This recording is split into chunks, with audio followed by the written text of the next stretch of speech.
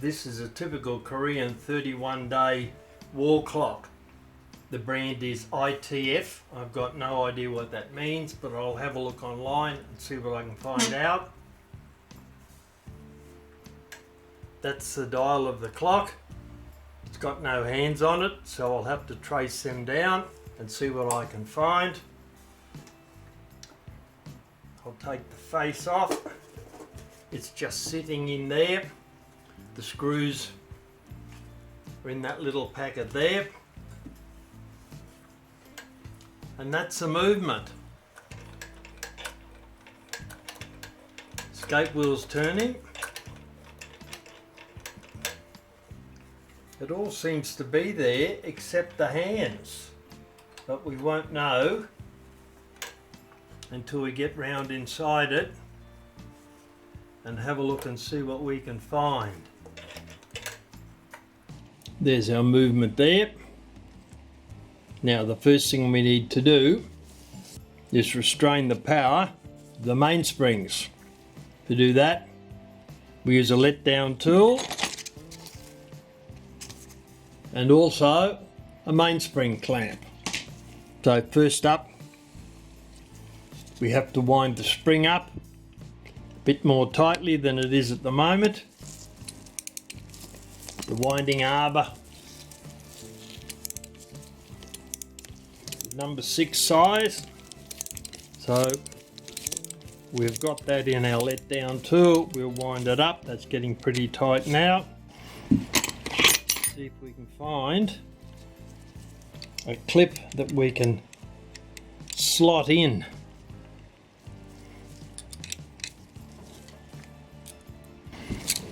But I don't think there's enough gap between the spring, that post there, that stops the spring going crazy if it breaks, and there isn't. Alright, so what we'll have to do is we'll have to use cable ties. These cable ties are 4.6mm wide. They're the absolute minimum size that you can use if you're going to use them to restrict the power of a mainspring. Don't use 2.7s, which are the standard size that's available. A pair of tweezers to grab that. They're not strong enough and they're quite likely to let go on you. And then you're going to have broken teeth on wheels up the train. Right, so we'll pull that in tight now as we've wound up the spring as tightly as it'll go. That'll loosen off a bit once that comes out, but it still won't come out very far. Now we'll do the same on the other side, on the time side.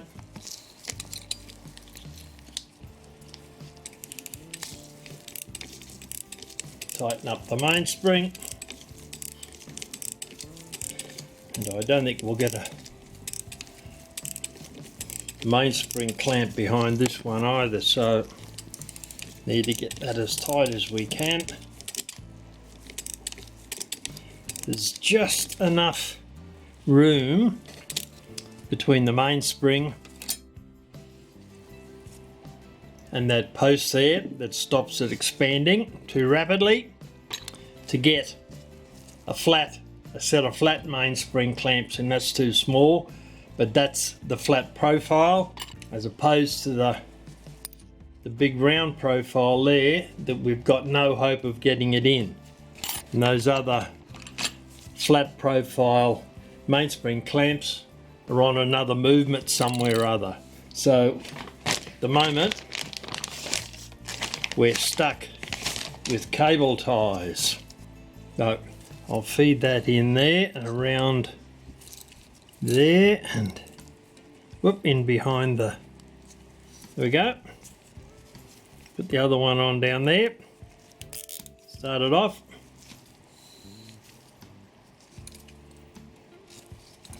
Pull that one round too. Now we can tighten down the cable ties. Pull them in nice and tightly.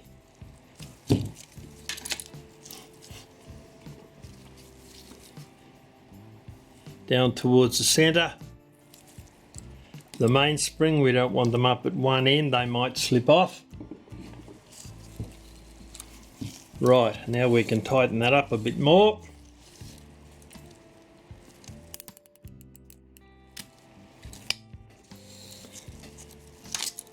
That is as tight as it's going to get. All right, we've got the springs down there tight now. So we'll start taking the movement apart. We'll start off by opening this bridge here just a tiny bit so that we can get the suspension spring out.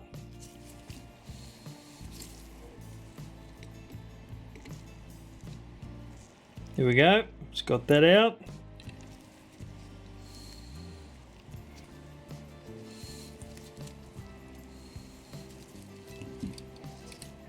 Now I think that's tight, screwed in down there. Yeah, that's tight, that's not coming out. All right, we'll take that out of the crutch by opening that loop on the crutch a little bit. I'll get another pair of pliers and hold it still on this side. Then we'll open up the other side a little bit. That should be sufficient, I would think, to get the pendulum leader and the pendulum out. There we go. There it is. All right.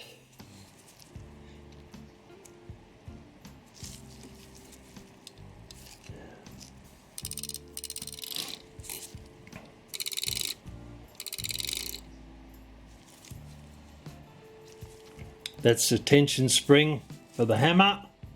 As you can see there, returns us to its place. It's easily lifted out. We'll start removing some of these other pieces here. Now, another small Phillips head screwdriver. We'll remove, that is tight. It's finally got the screw out.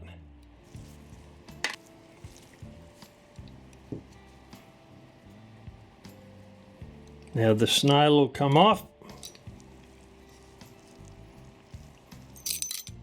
Oop, we've just dropped the... There we go.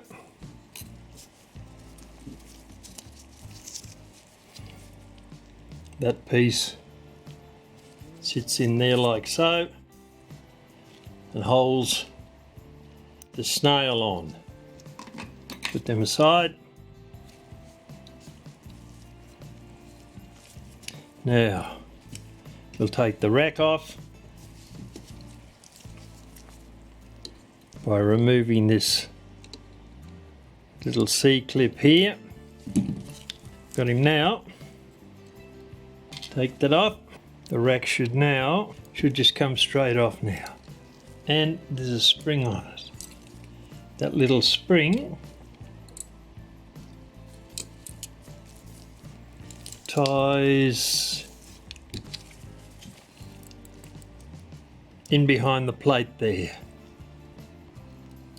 Take that off. There we go. There's the rack.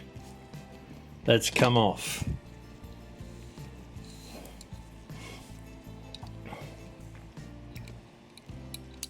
Now we got up here, that's turning around, all right.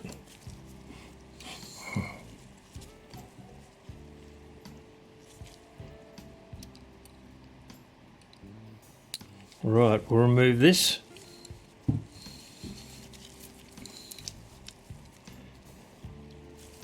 By undoing that circlip there. Once again, being careful not to crush it. I think that's got it off. Yep, there we go. That one did what I didn't want it to do. It took off. Be on the floor somewhere, so I'll have a look for that in a moment. Retrieve that. And we've got a spring here that ties in through that hole there to give that some tension. Right, we'll undo that. Clip it off from the top plate. It goes round there and out through there. Now that should come off in one piece. Yes, all right. Tweezers.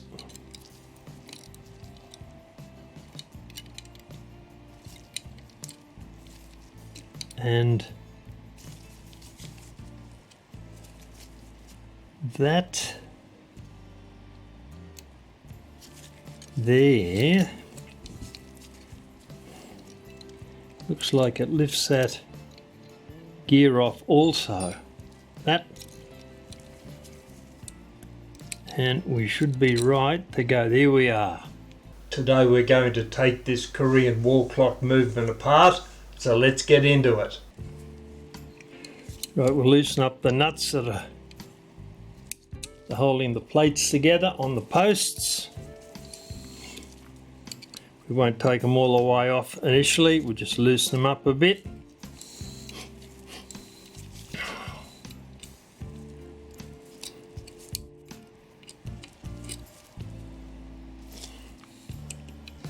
So we can make sure there's no power left in the trains. All right, comes out there. That piece is fixed. That one there is going to stay on there. All right, we'll undo them a bit more, loosen them up.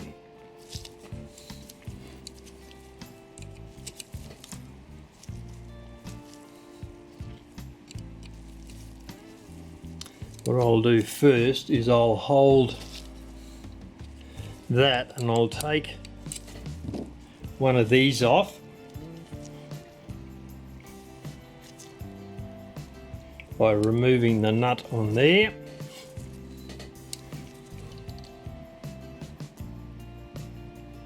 And yeah, if I remember from the last one, they come off. They just come straight off. It just depends how tightly we've got that. No, it's too tight. That's pushing back and that's holding that there. So that looks like it's going to stay there for the moment. I can't see that. I can't see that moving for the minute. Nope, doesn't look like it. Okay, well, we'll loosen the other one off and I'll put that nut back on for a second because I'm not particularly confident that that's going to behave itself when we take it to pieces.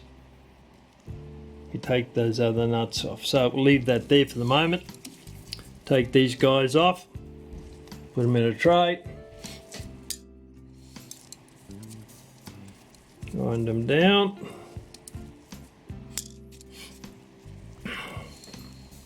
And start lifting the top plate up. Bit at a time. Alright, we'll take those two off. And see if we can get a little bit of leverage underneath here to lift that up a bit. That is super tight.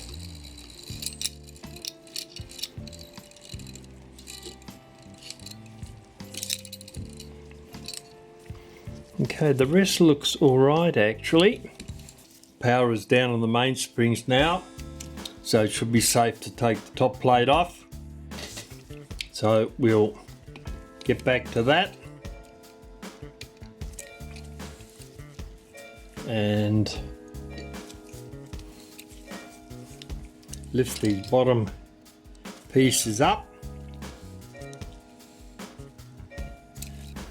We'll use a screwdriver for that. It'll give us a bit of extra leverage. That's one.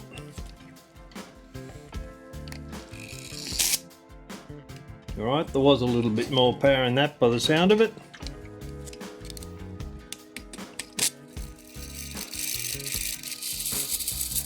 A little bit. Spring's running down a little bit. Alright.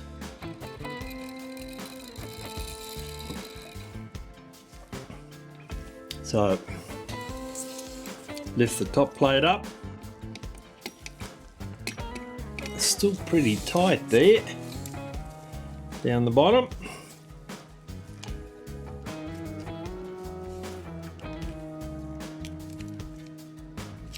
Lift those pieces there up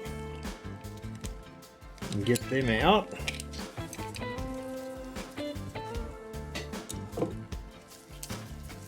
That'll make it a bit easier for us. That's one. One on the other side. Add a pliers, take him out. Thank you. That's alright. Now we've got a circlip that's appeared down here. I'll have to see where that comes from in a moment. Alright, let's remove the top plate.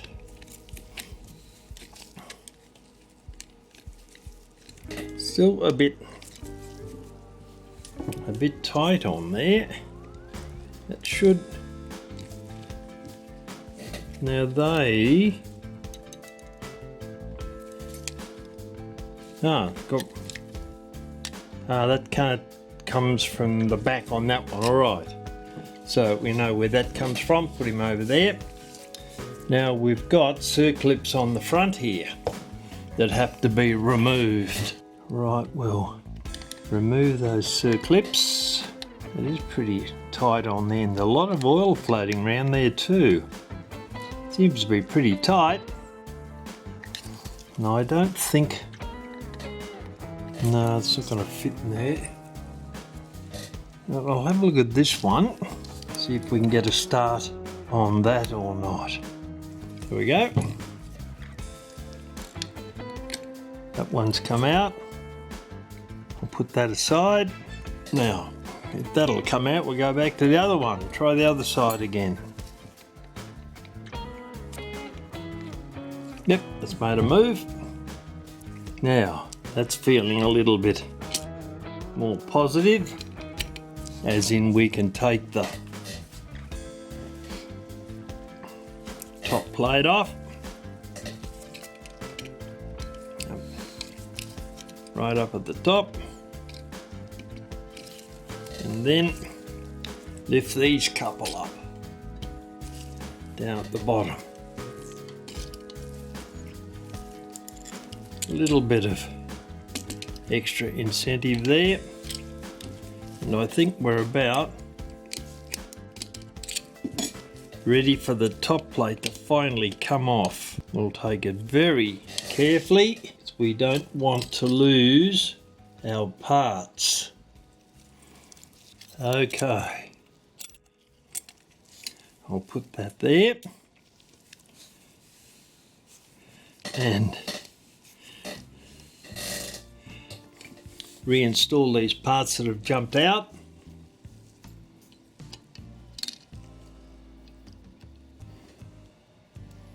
Then we'll know exactly where things go. Right, so there it is. Now we'll take the parts out and put them in our foam block. Start off with the strike side. Put the fly at the top. We'll take the mainspring out. That one's easy because we undid the circlip at the back. It's the first wheel. On the strike side, we'll put him there.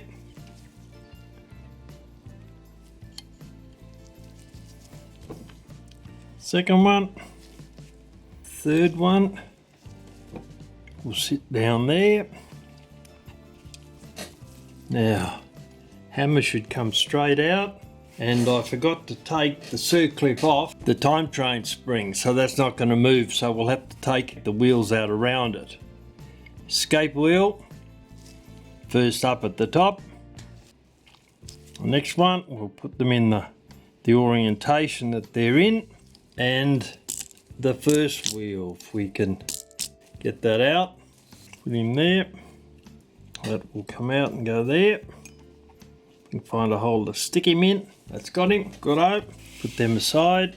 Now we'll take this other circlip off that I should have taken off before. If I can get it, it will. See if we can. Yeah, it's got him. Thicker pair of tweezers, and if we can pull that out. There we go. That's got him. Turn it over, and then remove the mainspring. There's our click. And a very interesting looking click spring there. The click spring is attached to the great wheel there, and it runs around inside here where the mainspring is, and then just attaches with a little bit of a hook onto the click. Most interesting. That didn't cost much to manufacture, I'm sure. Alright, we'll put that in the box, and there's our empty plate. That's the wheels from the movement, all in the correct orientation. We've got all the parts back from the ultrasonic cleanup. They all seem to have come up pretty well. These are the strike side wheels.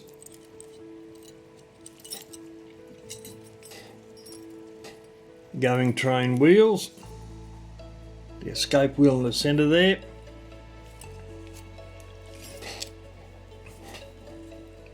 Back plate. They've all come up pretty well actually.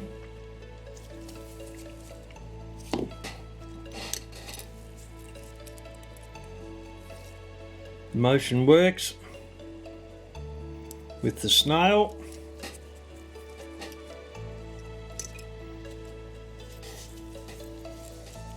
And the great wheels.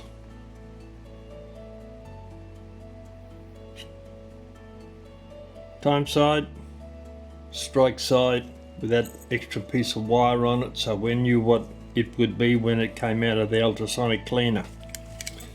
Alright, I'll put the parts back into our foam block, and then we'll start to peg out the movement prior to checking out the bushes to see if we need to do any rebushing. There's the parts back in our foam block. We'll put them aside. Now we're going to peg out each of the bushings in the front and the back plate on both sides. Before we start, we'll take a piece of pegwood and we'll sharpen the end with a razor blade to get a fine point on it. Now we take up the plate, insert the pegwood into the bushing and spin it round while pushing it into the bushing. Spin it around half a dozen times, take it out. You can see a faint black line round it.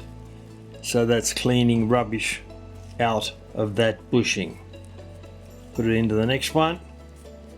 Spin it round again. Take it out. A little bit more there, not a lot. Over to the strike side. First wheel on the strike side train. That's not bad.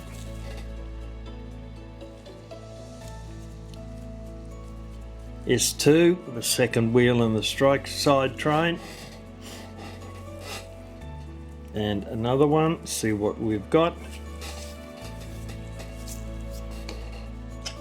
A piece of pegwood starting to get a little bit flattened down, so I'll sharpen the end of that again. And we can start again. Right. Now bushing for the fly up here.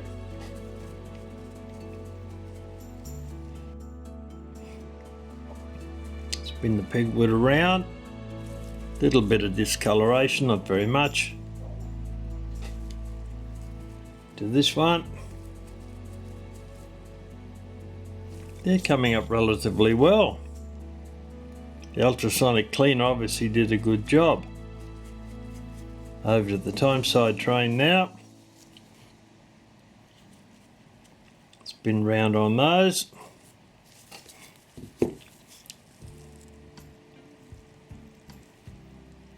Check out our pegwood.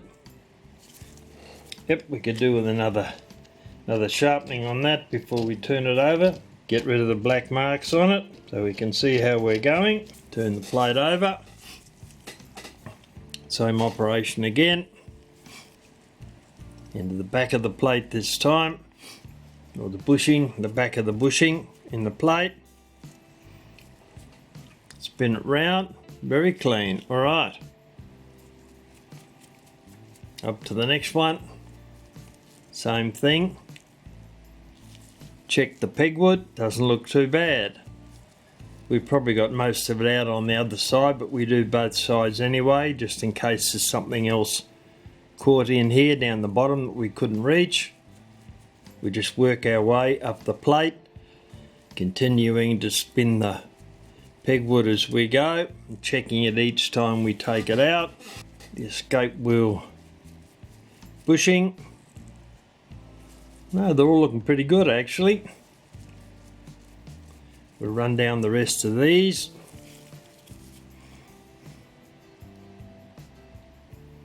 Another one there. That's a very tiny one, that one. Yeah, we're getting a little bit of discoloration, not much.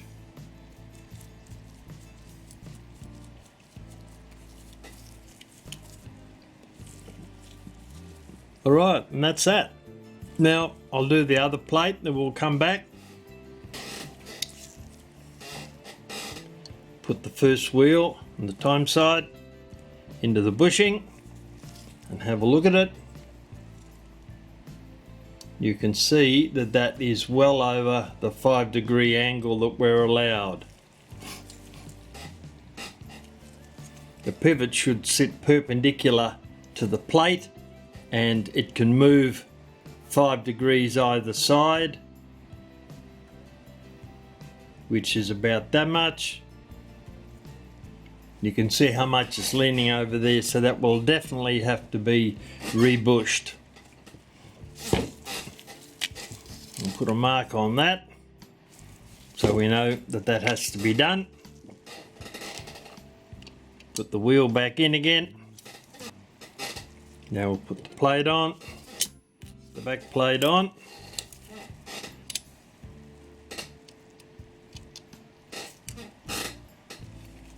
Put the wheel into its bushing, down a little bit lower. Whoop, moved it out. Yeah, that's got it. Hold the plates together for a minute. No need to put the nuts on them. We can see it there. Spinning very freely, but we're not surprised because we've got to replace one of the bushings.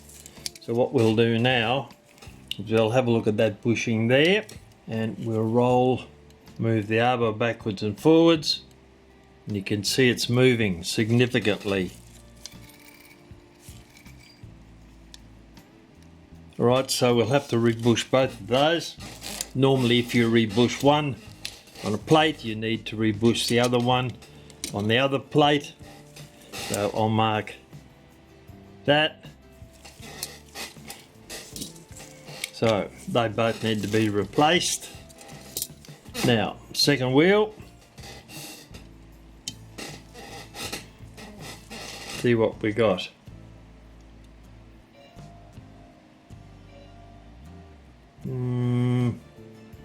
Marginal, that's marginally over 5% I think. We'll put the back plate on. Line the pivot in this bush. Goes down into there. That's got him. Okay. Yep, that's secure. Look in that pivot there.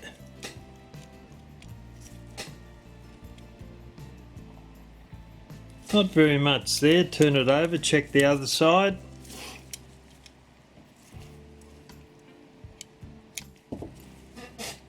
we're looking at that pivot there. That one needs to be done, only just, but it does need to be done. Take the plate off, mark the bushes that need to be redone. That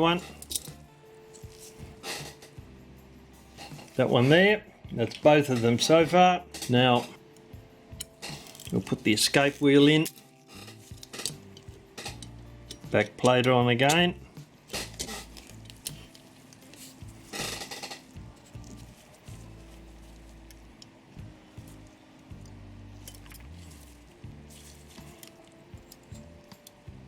Oh, that's better, thank you. Now we can align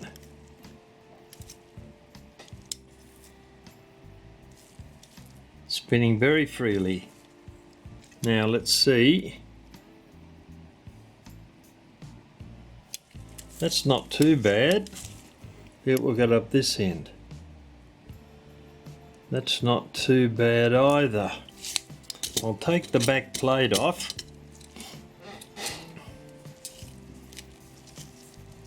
We'll just lean it over and wobble the pivot.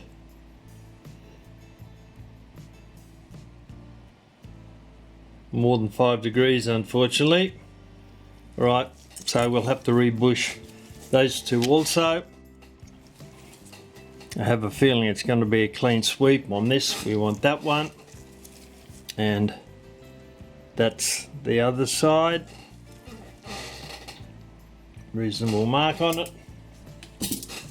Right, so I'll put that back over there. The escape wheel. So we've got 1, 2, 3 to do on there. I'll put the back plate on again so that we can just check all these wheels to make sure they're all correct. Come on over. We've got to go down a bit. Whoop, dropped out. Lift the plate again.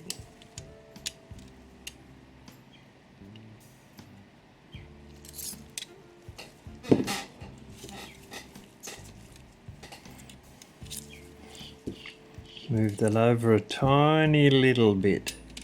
That's got him. That's in, that's in. Now, third wheel.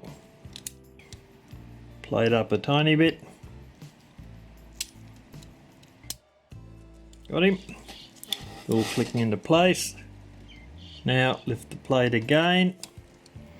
And put the escape wheel in.